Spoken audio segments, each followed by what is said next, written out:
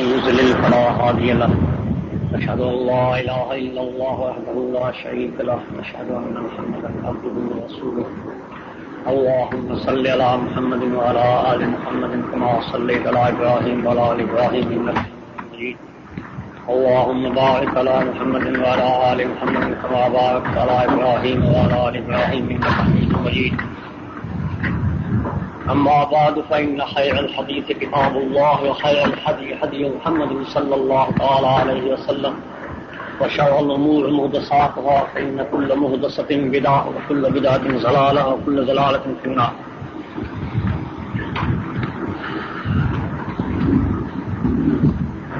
امام بخاری رحمۃ اللہ علیہ نے اپنے کتاب کے آخر میں یہ عنوان رکھا ہے. اس میں تین چیزوں کا خیال رکھنا چاہیے جس کے بعد سمجھ میں آئے گا کہ اس عنوان کی کیا ضرورت ہے. پہلی بات یہ ہے کہ ایمان میں عقیدہ کے بہت بڑا دخل ہے. ایمان عمل اور عقیدہ کا مجموعہ ہے جیسے کہ سلف کا مذہب ہے. اعمال کے لیے انہوں نے مختلف ابواب ذکر کیے جس میں عبادات اور اگر معاملات کو بھی داخل کیا جائے تو وہ بھی کوئی بات بڑی نہیں, کیونکہ شریعت کے تحت جو بھی ہمارے معاشرے کے معاملے ہیں اگر اس شریعت کے تحت ہیں تو وہ بھی ایک اعمال ہے. اب رہا عقیدہ, اس کے لیے انہوں نے مستقل عنوان رکھا. ایک عنوان تھا کہ ایمان کے متعلق کہ آیا ایمان وہ کیا ہے, اس کی تعریف کیا ہے. یہ ضرورت تھی کہ پہلے بیان کی جائے جب ایمان پہلے رکھا ہے. لیکن بقیہ عقائد جو تھے ان کو انہوں نے آخر میں بیان کیا. پہلی چیز یہ ہے کہ ضرورت تھی کہ عقیدے کو بیان کیا جائے. دوسری چیز جو ہے وہ یہ ہے کہ عقائد جو ہے وہ دو چیزوں کا مجموعہ ہے. اس میں بعض باتیں ایجابی ہیں, بعض اس میں سلبی ہیں. اس لیے سارے مسائل کے بعد اس مجموعے کو بیان کرنا نہایت مناسب ہے تاکہ عقائد کا ایک ایک عمل پر اثر پڑتا ہے. جب انسان ساری باتیں سمجھ جاتا ہے تو آخر میں اس کو کیا کہا جاتا ہے کہ دیکھو خدا سے ڈرنا, اب سمجھ کے بات کرنا. گویا کہ ہمیں آخر میں عقیدے کی بات بتا کہتا ہے کہ جو کچھ تمہیں کہا گیا ہے اس میں اگر عقیدے کا خیال رکھو گے تو وہ ساری بات تمہارے لیے آسان ہو جائیں گی. وَمَن يَتَّقِ اللَّهَ يَجْعَل لَّهُ مِنْ أَمْرِهِ يُسْرًا. تیسری چیز جو خاص قابل غور ہے وہ ہے ماحول کا اثر. اس زمانے میں جو امام بخاری کا دور تھا تقریباً صحابہ کے دور ہی میں اہل بدع نے تھوڑا تھوڑا اپنا منہ نکالا تھا, ان کی ہوا تھوڑی چلی تھی. جیسے حسن بصری کی مجلس سے عبید الباب اٹھ کے گیا, باقی اعتزل عنا اس دنوں سے شروع ہو گئے. اور کچھ اور لوگ بھی آئے تھے, محمد جنی کی قصہ مسلم میں ایک انہوں نے تقدیر کا ذکر کیا. جب جا کے ابن عمر رضی اللہ عنہ کوئی واقعہ سنا, انہوں نے کہا کہ ان کو بولو اگر تم اس چیز کو نہیں مانتے تو تمہارے سارے اعمال برباد ہو جائیں گے اور ہم آپ سے بری ہے, کوئی واسطہ نہیں. تو وہ ان کی بوجھ شروع ہو چکی تھی عقائد میں دخل. امام بخاری کے زمانے میں بڑا دور پکڑ لیا تھا.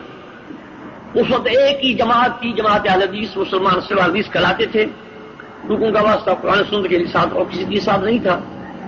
اور یہ سنت قدیمہ ہے کہ مسلمان ہر زمانے میں اپنی کتاب کی طرف منسوب ہوتے تھے. جیسا کہ عیسیٰ علیہ السلام کی قوم کے لیے کہا کہ وَلْيَحْكُمْ أَهْلُ الْإِنْجِيلِ مَا أَنزَلَ اللَّهُ فِيهِ. حالانکہ ان کو مسلمان کہا گیا ہے, وہ بھی مسلم تھے کیونکہ انہوں نے خود کہا کہ ربنا آمنا بما أنزلت وكنا مع الشاهدين. اور انہوں نے کہا کہ انا مسلم واشهد بأننا مسلمون, نے کہا تھا. لیکن اس کے باوجود ان کو معرفت کے لیے اپنی کتاب کی طرف منسوب کیا. تو اس جماعت کو چونکہ حدیث یہ کہا گیا کہ کتاب کا منسوب ہے, اس بنا پہ کہا گیا. تو ان کے مقابلے میں سب سے پہلے اہل رائے نے سر اٹھایا. اہل رائے کا مقصد یہ تھا کہ ہمارے عقلیہ اور ہمارے افہام اور خیالات کو بھی دخل ہے دین کے معاملے میں. اس وقت مسلمان یہ سمجھ رہے تھے کہ دین جو ہے اس میں کسی رائے کو دخل نہیں. دین آسمان سے اترتا ہے اور وہ آمنوا بما نزل علی محمد صلی اللہ علیہ وسلم وهو الحق من ربهم. یہ ہے شرعی قانون. وہ اسی کو شرعی سمجھتے تھے. ثم جعلناک علی شریعۃ من الامر فاتبعها ولا تتبع اهواء الذین لا يعلمون. اس کے علاوہ باقی چیز کو اللہ نے ہوا کہا ہے. ومن اضل ممن اتبع هواه بغیر هدى من اللہ. تو مانا ہوا کہ شریعت کے مقابلے میں ہوا تھی. تو اہل رائے نے یہ سر اٹھایا اور انہوں نے یہی کہا کہ عقل کو دخل ہے. عقل ایک اللہ کی نعمت ہے اور اللہ کی نعمت کو ہم کیوں چھوڑیں؟ جو اللہ نے آنکھ دی اب آنکھ کے ہوتے کوئی نہیں دیکھتا ہے. اس طرح لوگوں کو سمجھائیں. خدا نے ناک دیا ہے سونگنے کے لیے، اگر اس سے نہیں سونگتا تو بیکار ہے. ہاتھ لینے کے بس ہاؤس اللہ نے عمل کے لیے اگر وہ استعمال نہیں کرتا تو بیکار ہے. تو عقل بھی ایک جو ہے ایک نعمت ہے. اگر اس کو ہم استعمال نہیں کر دیں تو یہ نعمت کی ناشکر نہیں ہے، طوفان نعمت ہے. لہذا اس کو استعمال کرنا چاہیے. ہمارے نزدیک اس کے لیے یہ جواب ہے. یہ اصولی باتیں ہم سمجھیں گے، باقی آگے سارا مسئلہ آسان ہے. عقل وہ بھی اللہ کی طرف سے دین ہے، کتاب بھی اللہ کی دین ہے. لقد ارسلنا رسلنا بالبینات وانزلنا معهم الکتاب والمیزان لیقوم الناس بالقسط. ہم نے کتاب کو اور میزان دونوں کو نازل کیا. میزان تو عقل ہے، اس سے انسان تولتا ہے. زبانی بھی کہا بھائی اس بات کو تول کے دیکھو. اب وہاں تعارض نہیں ہوتا ہے، مانے گا تو کہ میزان میں سمجھو اس کو. ہم نے دو چیزیں بھیجی. ہم نے جو دو چیزیں بھیجی اس لیے تاکہ لوگ جو ہے عدل و انصاف سے قائم رہیں. تو ہمارا قیام بالقسط جو ہے وہ ان دو چیزوں پہ موقوف ہے. لیکن اس کے ساتھ ساتھ ایک اور قاعدہ بھی ہمیں سمجھا گیا کہ وَلَوْ كَانَ مِن غَيْرِ اللَّهِ لَوَجَدُوا فِيهِ اخْتِلَافًا كَثِيرًا. جو اللہ کی طرف دی ہوئی چیز جو ہوتی ہے ان میں اختلاف نہیں ہوتا ہے، ان میں ٹکر نہیں ہوتا ہے، ان کے اندر کوئی اختلاف نہیں ہوتا ہے. تو اب عقل اور کتاب یہ دونوں اللہ کی طرف ہیں، تو اس قاعدے سے ان میں ٹکر نہیں ہونا چاہیے. یہ سب سے پہلا مسئلہ ہے. انہوں نے عقل کو مستقل مان لیا کہ چاہے عقل اور ہوا کا انہوں نے فرق نہیں کیا. عقل اور ہوا کا الہما فجورا و تقوا دونوں باتیں آتی ہیں. تو عقل ہوا کا انہوں نے فرق نہیں کیا. اس بنا پر ان لوگوں نے عقل کو آگے رکھا. ہم کہتے ہیں کہ دونوں طرف چیزیں اللہ کے لیے اختلاف نہیں ہو سکتا ہے. جہاں اختلاف واقع ہوتا ہے وہ عقل نہیں، وہ ہوا. یہ ہے میزہ، یہ ہے میزہ کہ اگر کتاب کے خلاف عقل ہے بات تو اس کو عقل نہیں کہا جائے گا، وہ ہوا ہے. اب اس کی مثال ایک قاعدہ آپ کو سمجھا دوں. دو چیزیں دنیا میں، ایک مرئی ہے غیر مرئی. مرئی چیز تو ہے، غیر مرئی جو ہے وہ ایسی معقول ہوتی ہے، باقی مرئی نہیں ہے. تو غیر مرئی چیز کو مرئی سے پہچانا جاتا ہے. یہ ہے قاعدہ. یہ قاعدہ ذہن میں رکھنا چاہیے. غیر مرئی چیز مرئی چیزیں پہچان گے. اس کی مثال جیسا روح کو ہم سب مانتے ہیں لیکن وہ مرئی چیز نہیں ہے. لیکن انسان مرتا اور زندہ ہوتا ہے. اب کون جانتا ہے کہ روح اندر داخل ہو جائے گا؟ مثلا ماں کے پیٹ میں بچہ ہے، ماں کے لیے بچے میں جان پڑ گئی. یہ کیسے پتا لگا ماں کو؟ کہاں سے جان داخل ہوئی؟ ماں کے جسم میں، بچے کے جسم میں داخل، کہاں سے روح داخل ہوا؟ پہلے یہ مسئلہ ہے. جب آدمی مرتا ہے کہ مار گیا روح نکل گئی، کہاں سے نکلی؟ کس نے دیکھا؟ سوال یہ ہے نا. ہمارے یہاں قصہ ایک مشہور لطیفہ یاد آ گیا مجھے. ہمارے قریب 5-7 میل کے قریب ایک آدمی رہتا تھا، گاؤں رہتا تھا، قوم ہے. ایک آدمی تو بکری چاہتا تھا، تو بکری اس کی مارنے لگی تو بھاگا گھر میں سے چھری لینے کے لیے. اس نے سوچا کہ میں جب تک پہنچوں گا یہ مر جائے گی، روح تو نکل جائے گی اس کی. اس نے آدمی نے بھی اس کے سوراخ سے صاحب کر دی مٹی کے ساتھ تاکہ روح نکل نہ سکے. وہ گئے وہاں پہنچے، چھری لینے کیا کر دیں بکری میں کہاں پڑا. یہ تو کہاں پہنچی نہیں چھری، دور ہے بہت. نہیں میں بند کر گیا، جان نکلے گی نہیں. وہاں آئے تو ختم ہو گئی. اب ہم پوچھتے ہیں سوراخ تو بند ہو گئے تو روح نکلی کہاں سے؟ کہاں سے نکلی؟ تو یہاں ہم مرئی چیزوں سے روح کا فیصلہ کرتے ہیں. مثلا ماں کے پیٹ میں جب بچہ حرکت کرتا ہے تو یہ دلیل ہے کہ اس میں جان آ گئی. حرکت جو ہے ماہی چیز ہے. ماہی چیز سے ہم نے غیر ماہی روح کو پہچانا. جب آدمی مرتا ہے تو ان کی حرکت کل بند ہو جاتی ہے, عضوے بند ہو جاتے ہیں, ساری طاقتیں ختم ہو جاتی. یہ ہے دلیل اس بات کی, نبض بند ہو گئی اور صاحب یہ آپ دل بند ہو گیا. یہ ہے ماہی چیز ظاہری. اب ماہی چیزوں سے ہم نے راہ حاصل کی, دلیل حاصل کیا غیر ماہی پر, کیوں نکل گئی اور روح آ گئی, یعنی اس کے اندر حرکت آ گئی, مانا روح آ گئی. تو ماہی چیز سے غیر ماہی چیز کا علم ہوتا ہے. تو کتاب ایک ماہی چیز ہے, عقل غیر ماہی چیز ہے. لہذا عقل اور ہوا کی تمیز جو ہے وہ ماہی چیز کے ساتھ ہوگی, کتاب کے ساتھ تمیز کی جائے گی. ورنہ ماننا پڑے گا یہ اللہ کا کہنا غلط ہے کہ میرے بیان یہ چیز مختلف نہیں ہو سکتی. ان دونوں میں اختلاف نہیں ہو سکتا ہے. جہاں اختلاف واقع ہو وہاں سمجھو کہ یہ اللہ کی طرف سے نہیں ہے, یہ شیطان کی طرف سے. تو ہم عقل کو مانتے ہیں لیکن اس انداز میں کہ وہ اللہ کی طرف سے دیا ہوا ہے, اس میں اور کتاب میں اختلاف نہیں ہو سکتا. جہاں اختلاف واقع ہو وہاں شیطان کا دخل ہوتا ہے. اچھا, تو انہوں نے عقل کو سامنے رکھا. پھر اس کے لیے کئی انہوں نے موضوع روایتیں بیان کی عقل کے بارے میں.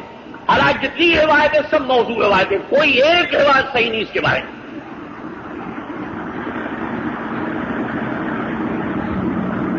اس کے بعد انہوں نے ایک اور حربہ اختیار کیا. وہ جب کہ دلائل ان کے خلاف آنے لگے, آیات احادیث ان کے خلاف آنے لگے, تو ان کے لیے یہ مسئلہ مشکل بن گیا اہل رائے کے لیے. اب انہوں نے اس کے لیے 3 بت تیار کیے, جن کا ابن قیم نے ذکر کیا کہ ان کے اہل رائے کے 3 بت ہیں جن کے سہارے پہ چلتے ہیں. پہلا ان کا بت ہے تعویل.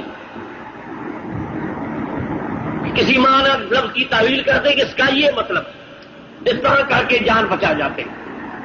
اور یہ اصطلاح بھی ان کی نئی بنائی ہوئی ہے. سلف میں شروع میں تعویل صرف 2 معنی میں استعمال ہوتی تھی. ایک مال اور عاقبت کی معنی میں, هل ينظرون الا تاویلہ یوم یاتی تاویلہ, یہ قرآن خود بتلاتا ہے. یا دوسری معنی اس کی تفسیر, جیسے وہ حسین تعویل آپ نسائی میں دیکھا باب تعویل قول اللہ تعالیٰ کذا, یا امام ابن جعی بابا کہتا ہے کہ تعویل حاضر آیا, تعویل حاضر آیا, تفسیر کی معنی میں. اول یوم کرنا تفسیر کرنا, یہ 2 معنی ہیں اصل سلم میں استعمال ہوتی. تیسری معنی متاخرین کی اصطلاح اپنی ہے کہ لفظ معنی تو کچھ ایک ہے لیکن اس کرینے کی بنا پر اس ظاہر معنی سے نکال کر دوسری معنی لی جائے. یہ جو تعویل کی معنی ہے متاخرین کی اصطلاح ہے, سلف میں نہیں تھی. اب اصطلاح کو سامنے رکھ کر انہوں نے کئی دلائل سے اپنے آپ کو بچایا, اپنے مذہب کو بچایا. تو پہلا بت ان کا ہے تعویل, دوسرا بت ان کا ہے مجاز. جہاں بات ہے بھائی یہاں مانا مجازی مراد ہے, حقیقی مراد نہیں, اس طرح کر کے جان بچائی. حالانکہ اس میں بھی بڑا بحث ہے کہ مجاز کیوں نے تعریف یہ کی ہے. مانا یہ لیا ہے کہ ایک لفظ جو واضح نے کسی معنی کے لیے وضع کیا ہو اور پھر کسی ضرورت کی بنا پر اس سے دوسری مراد لی جائے. ہم پوچھتے ہیں کہ واضح نے کب وضع کیا اس لفظ کے لیے, یہ کس قول اس کا گواہ ہے, پہلے یہ ثبوت دو, پھر کب اس کو استعمال کیا گیا دوسری معنی کے لیے. یہ تو محاذے کی بناوٹی باتیں سب لوگوں پہ اللہ نے بنائی ہیں, اور جو لوگ جن معنوں میں استعمال ہوتا ہے اسی معنی میں اپنی مثال دیتے ہیں. ہو جگہ فیا جگہ کام, یہ تو استعمال ہوتا ہے. یہ جب بنائے گا لفظ جس کے معنی میں ڈالی لے گی, سب کہتے ہیں یہ تو گرنے والی ہے, یہ چیز گرنے والی ہے. اسی طرح مثلا انسان کو اسد کہنا, لیکن وہ اگر تفصیل میں فلاں آدمی اسد ہے پھر تو ہم سمجھ جاتے ہیں. لیکن ایک آدمی کہہ رہے تو اسدن یختم, رہے تو اسدن یختم, ظاہر کہ انسان کی معنی لیا انہوں نے, لیکن یہاں ہم مانے کیوں کہ اسد کبھی خدا دیتا ہے کیا؟ ہم نہیں مانتے نہیں, بات غلط ہے, جھوٹ ہے. اسد کیسے خطبہ دے گا؟ انسانوں کو خطبہ دے, یہ استعمال کوئی صحیح نہیں. بڑا اس قسم کی باتیں بنا کر انہوں نے مجاز کو سامنے بہت سی دلائل کو کہا یہ مانا مجازی مراد ہے, کئی صفات کا انہوں نے انکار کیا. اس کے بعد تیسرا بت جو سب سے بڑا ان کا بت ہے وہ ہے یہ ایک خبر واحد جو ہے وہ عقائد میں حجت نہیں, خبر واحد عقائد میں حجت نہیں. پھر انہوں نے کہا یہ بھی خبر واحد ہے, یہ بھی خبر واحد ہے, یہ خبر واحد ہے. لہذا ہم نہیں مانتے. اب جو چاہا اس کا انکار کر دیا، جس کو چاہا وہ مان لیا. حالانکہ یہ بھی عقیدہ محدث ہے کہ غیر متواتر کو عقائد میں قبول نہ کرنا یہ جو ہے وہ غلط بات ہے. ہم کہتے ہیں یہ خود عقیدہ محدثہ ہے. آپ اس کی ادنا مثال یوں سمجھیے کہ مثلا عقائد کی روایتیں ہیں، معراج کی روایتیں ہیں، عہد باری تعالیٰ کی روایتیں ہیں، نزول باری تعالیٰ کی روایتیں، یہ ساری باتیں متواتر ہو چکی ہیں، بے شمار ان کی احادیث ہیں. لیکن میں پوچھتا ہوں کہ جو صحابی جتنے ان کے راوی روایات کے ہیں وہ تو مختلف شہروں میں چلے گئے، مختلف شہروں میں چلے گئے. کوئی بصرے میں چلا گیا، کوئی کوفے میں چلا گیا، کوئی بحرین میں چلا گیا، کوئی الجزائر میں چلا گیا، کوئی مکے میں رہا، کوئی مدینے میں رہا، کوئی خراسان چلا گیا، مختلف میں چلے گئے.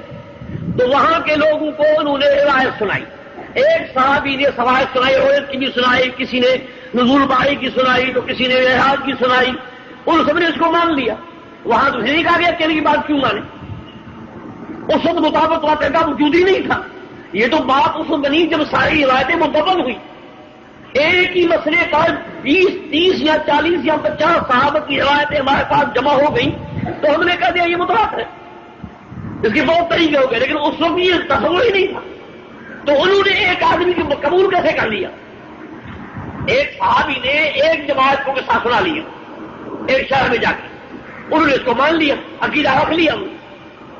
ثابت ہوا کہ ان کے یہاں یہ عقیدہ سلف میں نہیں تھا کہ جب تک متواتر نہ ہو، جب اتنے زیادہ ذکر کرنے والے نہ ہوں جن کے تواتر قسم کو مستحیل سمجھا جائے، تب تک اس روایت کو ہم نہیں مانیں گے. بعد میں کسی نے نہیں کہا. یہ تو بعد میں انہوں نے بھی بنائے، ہلا کے جب متواتر ہو چکی ہے، اب جو چلا ہو وہ چل سکے.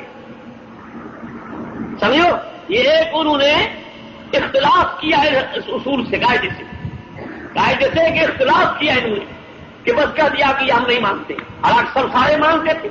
اگر یہ ہوتا تو وہ کسی کی بات کو نہیں مانتا. دوسری تیسری صدی سے پہلے کوئی مسلمان عہد کی حدیثیں یا معراج کی حدیثیں یا نزول کی حدیثیں اس کی معراج کوئی نہیں مانتا.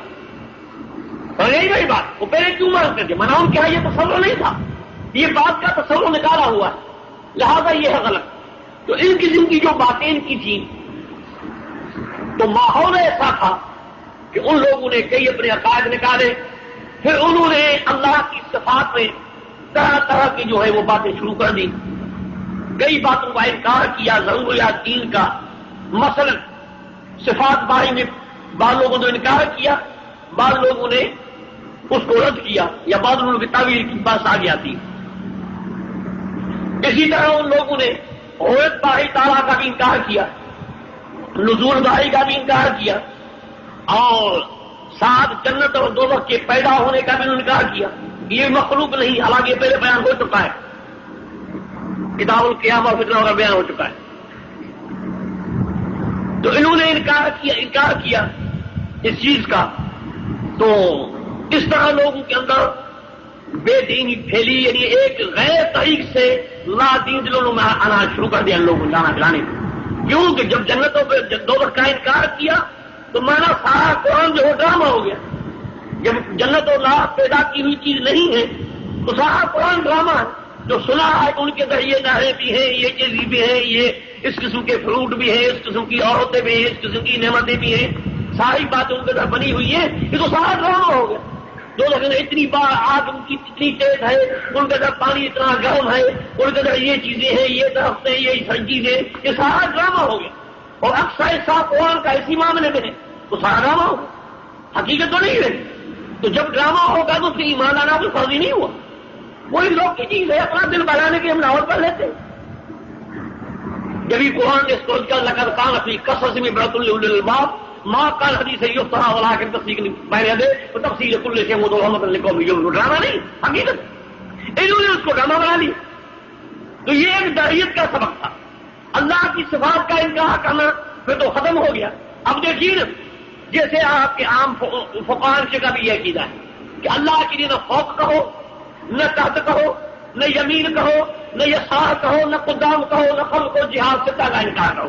اب اگر انہی لوگوں سے پوچھے کہ معدوم کی تعریف کرو تو کیا کہیں گے؟ معدوم چیز کی یہی کہیں گے، لا فوق ولا تحت ولا یمین ولا یسار ولا قدام ولا خلق. یہی تعریف جو معدوم کی. سمجھ آئی بات؟ پھر خدا کی صفات کا انکار کرنا ہے، ایک بت کی پوجا کرنی، اگر ذات مانتے ہیں تو ایک بت کی پوجا کرنی. کیوں کہ ذات کو تو آزاد بھی مانتا تھا، اس کی بات ہی مانتی تھی، صرف صفات کی بحث تھی. جبھی تو موسیٰ ابراہیم صاحب نے کہا یا عبد لما تعبد ما لا يسمع ولا يبصر ولا يغني عنك شيئا. وجود کا انکار نہیں کیا کہ کوئی چیز نہیں ہے، لیکن ایسی چیز یہ صفات نہیں ہے، ایک بت ہے. تو ان کے لیے خدا کی صفات کا انکار مانا یہ تھا کہ ان کو ایک بت بنا لی اور مسلمانوں کو بت پرست بنا لی. اس طرح یہ چیزیں داخل ہوئی ہمارے اندر. رویت باری تعالیٰ جو سب سے بڑی نعمت ہے اس کا انہوں نے انکار کر دیا تاکہ مسلمانوں کے ذہن ٹوٹ جائیں. حقیقت مسلمانوں کے سے بڑھ کر کوئی رحمت نہیں، نعمت نہیں. اب اس سے بھی ان کو معلوم کر دیا. تو یہ ساری باتیں ان کی جو وہ الہاد اور تحریت کے لیے ایک مبادیات تھی. اس لیے محدثین کو ضرورت تھی ان باتوں کو رد کرنے کی. اور ان باتوں کے علم بردار جو تھے وہ پہلے یہ جہم بن صفوان تھا اور جاد بن درہم تھا، جس کو عبداللہ قصیب اللہ نے ان کو ذبح کر دیا تھا. کہا کہ بس میں کسی کو ذبح کرتا ہوں جو نہیں مانتا ہے. اس کے بعد یہ بعد میں جو سب سے بڑا مسئلہ اٹھایا وہ اٹھایا اس نے بشر مریسی نے.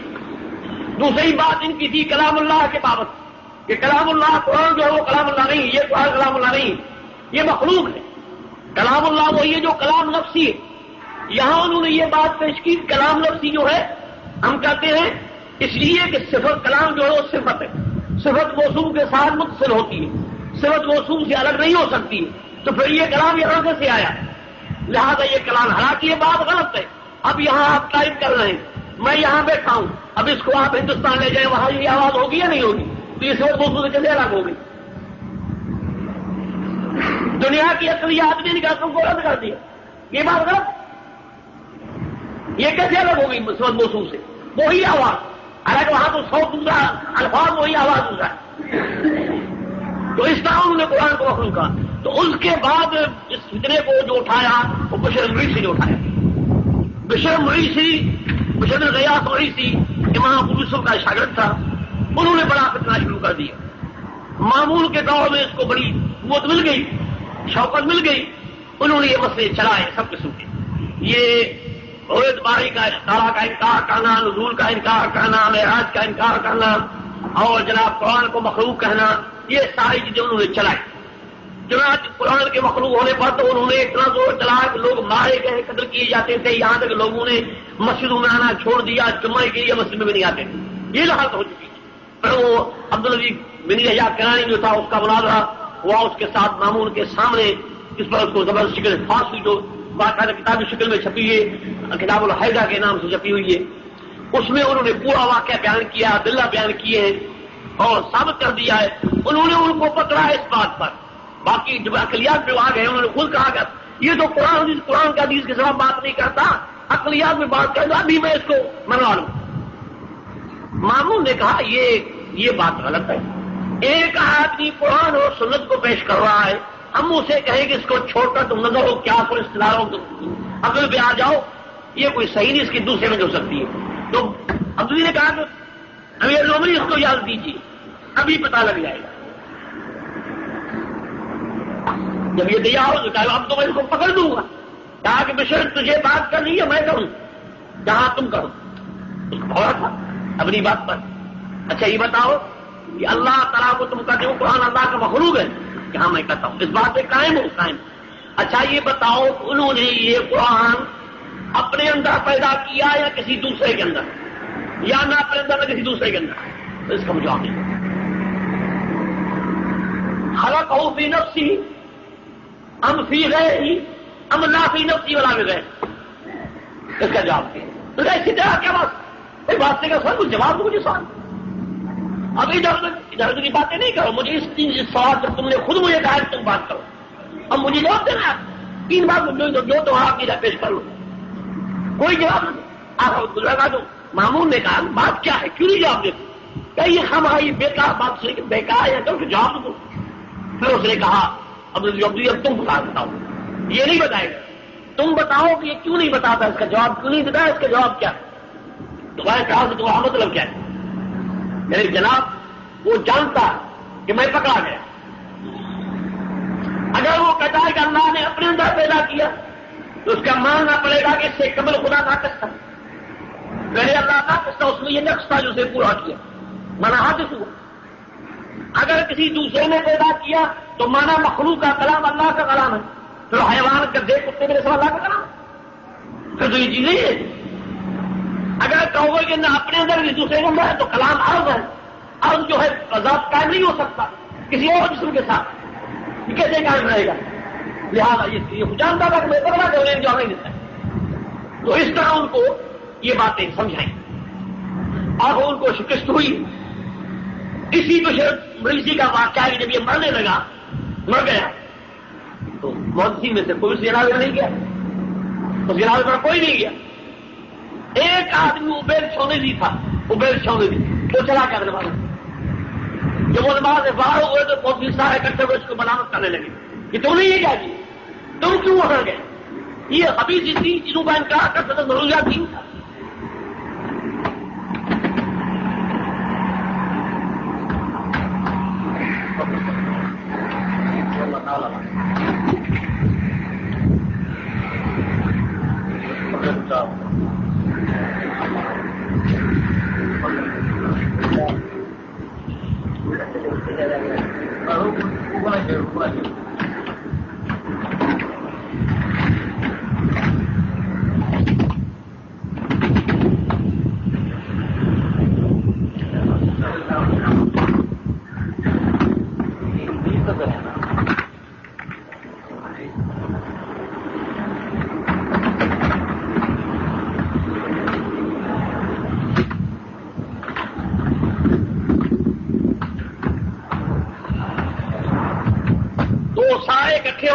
ملامت کرنے لگے کہ یہ ضرورت دین کا ملک ہے, اس کا کیسے تمہیں جواب آگے پڑا؟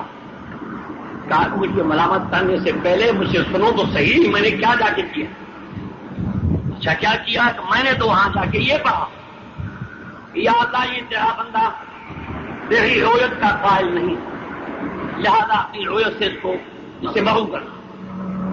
یہ تیرے جنت کے پیدا ہونے کے قائل دیا, اس سے بھی محروم کرنا ہے. یہ میزان کا قائل نہیں تھا, لہذا میزان اس کا ثقیل نہیں کرنا. میں نے اسی قسم کے الفاظ کہے تھے, میں نے اور کچھ نہیں کہا تھا. تو یہ تھا پھر ان کا مقابلہ. اس مقابلے کے بنا پر ان لوگوں نے ان کے رد میں مخالف مستقل کتابیں لکھی. چنانچہ امام بخاری کی عقدہ الخلق افعال العباد, اس کی تفصیل تو خیر اپنے مقام پہ آئے گی, لیکن وہ بھی اس مضمون کی کڑی ہے.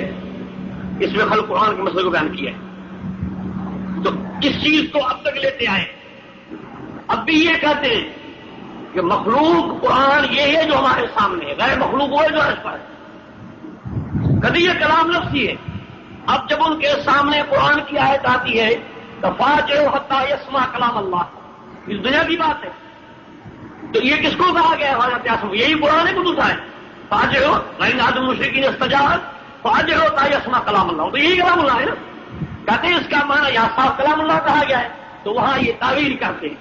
کہتا ہے یہاں یہ معنی یہ ہے کہ اے ما یدل علیہ کلام, یہ اس کا مدلول ہے.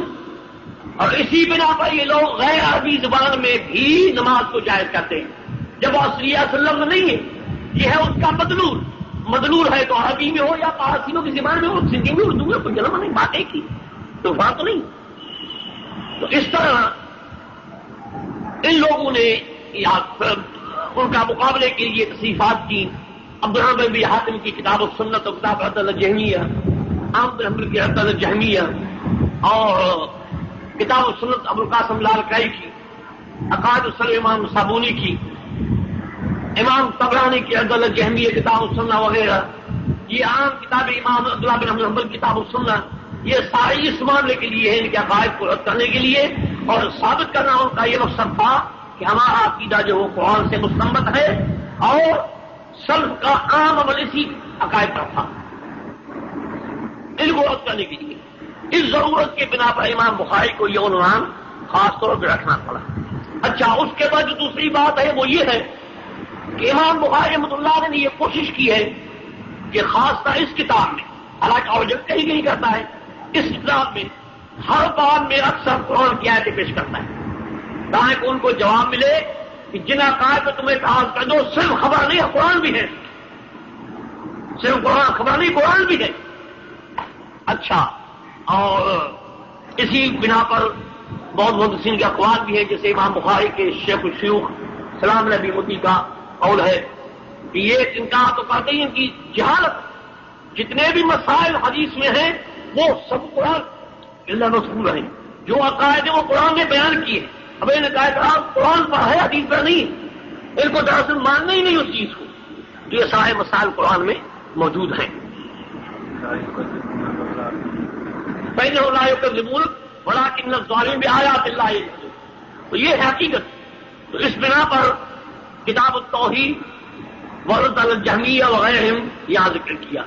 ان فرقوں میں فرقے تو بہت ہیں، خاص فرقے میں جو ہے وہ ایک قدریہ اور جہمیہ اور معتزلہ، مرجیہ، روافض، خوارج، اصل یہ ہے بنیاد۔ باقی سب ان کی برانچیں ہیں، ایک فرقے کی کئی برانچیں ہیں، تقریباً دونوں ملا کے 73 تک بن جاتے ہیں۔ تو ان کو کئی لوگوں نے جمع بھی کیا ہے، جیسے عبد القادر جانی نے، عبد القادر تمیمی نے اس میں الفرق بین الفرق میں بیان کیا ہے، شیخ عبد القادر جیلانی نے علوم التعلیم بیان کیا ہے، امام ابن جوزی نے تلبیس ابلیس میں بیان کیا ہے، ابن حزم نے کتاب الفصل میں بیان کیا ہے، شہرستانی میں لندحل میں بیان کیا ہے۔ ہر ایک نے اپنے اپنی معلومات کے تحت ان کے عقائد کو ذکر کیا ہے جو تردید کے قابل کی تردید کی ہے۔ اب مسئلہ رہا توحید کا۔ توحید کے مسئلے میں ہمارے سامنے دو بڑے فرقے جو بالکل ایک دوسرے کے مقابلے ہیں، ایک جہمیہ کا فرقہ، ایک صوفیہ کا فرقہ۔ باقی ان کے درمیان میں ہے، کچھ ان سے ملتے ہیں، کچھ ان سے ملتے ہیں، کچھ ادھر سے کچھ ادھر سے۔ اصل بنیاد یہ دو فرقے ہمارے مقابلے میں۔ جہمیہ کا فرقہ خدا کے صفات کا قائل ہے، صفات کو بالکل انکار کرتے ہیں، ہے نہیں، اس بات غلط۔ پھر جو بعض ان میں اپنے آپ کو بچانا چاہتے ہیں، بالکل لوگ اسے کٹ جائیں گے، تو انہیں تعویل کا دعویٰ کریں گے، ہم مانتے ہیں اس کا مطلب یہ ہے بصریت کی معنی قدرت، سمجھو۔ اسی طرح استوا کی معنی استیلا، یہ چیزیں اپنی جگہ میں بیان ہوں گی، لیکن اس قسم کی تعویلیں انہوں نے کی جن کو آج کل یہ نہیں مانتے۔ اب آپ یہ محند المفند دیکھیے، المحند المفند یہ عقائد المائے دیوبند، یہ ہے مولانا خلیل مسان کوئی کا لکھا ہوا، انہوں نے صاف لکھا ہے کہ ہم ان آیات صفات کے متعلق جو صرف کا تفویض کا مسئلہ ہے، ہم تفویض کے قائل ہیں، لیکن جو ہمارے اکابر نے ضرورت کے بنا پہ ان کی صحیح تعبیریں کی ہیں، مسریت بمعنی قدرت، استوا بمعنی استیلا، ہم اس کو بھی صحیح سمجھتے ہیں، ہم اس کو بھی صحیح سمجھتے ہیں۔ تو جہمیہ کا بنیادی مسئلہ یہ ہے کہ صفات کا انکار۔ اب صفات کا انکار کیا تو پھر کیا ہوا؟ تو مانا بت ہو گیا نا، ایک بت ہو گیا، خود وہ انسان اس کا انکار کر دیں گے، جو نہ سنتا ہے نہ دیکھتا ہے نہ جانتا ہے، اب اس کو ہم کہیں گے کیا امید واپس رکھے اس کے ساتھ؟ سمجھ آئی بات؟ اچھا پھر وہ ذات کو کیسے مانتے ہیں؟ ہم تو یہ کہتے ہیں ذات صفات میں بجائے مانی نہ جسم، کیونکہ ذات جو ہے وہ تانی سے زو کی، طلبا پڑھے ہیں انہیں پوچھو، ذات مؤنث ہے زو کی، تو ذات مضاف، اس کے مضافلے کہاں ہے؟ زو خالی زو سے یہ ہو سکتا ہے، زو کا ذات کا ذات۔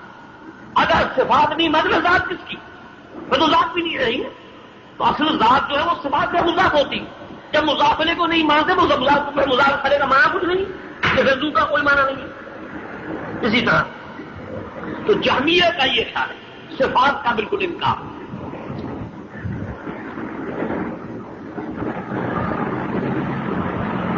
اس پر ان کا سب سے بڑا جو قول ہے اور بڑی موٹی دلیل وہ یہ پیش کرتے ہیں کہ اگر صفات کو ہم تسلیم کرتے ہیں تو مخلوق کے ساتھ تشبیہ ہوتی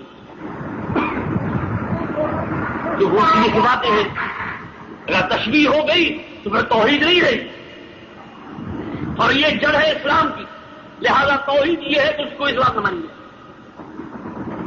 ہم پوچھتے ہیں کہ ذات کو مانتے ہو وجود کو، خدا کے لیے وجود مانتے ہو؟ اگر ہم وجود مانتے وجود